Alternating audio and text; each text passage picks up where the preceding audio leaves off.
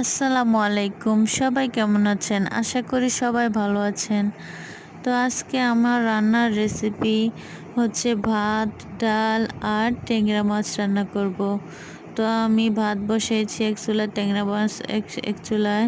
তো এর ফাঁকে আমার বাচ্চার জন্য আবার খাবার নিয়ে আসছি। আমার বাচ্চাকে খাবার খাওয়াইয়া আবার মাছ রান্নার জন্য আমি মশলা কষাইছি।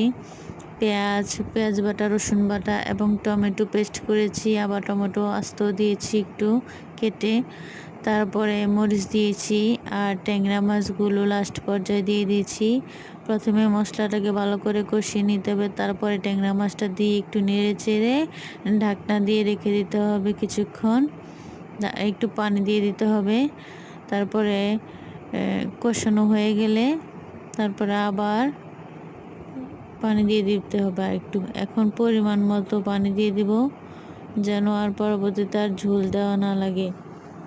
এভাবে ঢাকনা দিয়ে দিলে তারপরে কিছুক্ষণ পর দেখুন আমার মাছ রান্না হয়ে গেছে।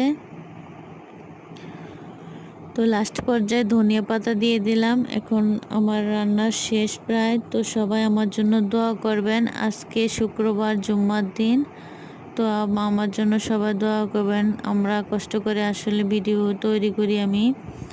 তো আমার ভিডিওটি ভালো লাগলে আবারও বলছি, প্লিজ সবাই আমার চ্যানেলটিকে সাবস্ক্রাইব করে দিন এবং আমার পাশে থাকেন। তো ভালো থাকবেন সবাই। আসসালামু আলাইকুম।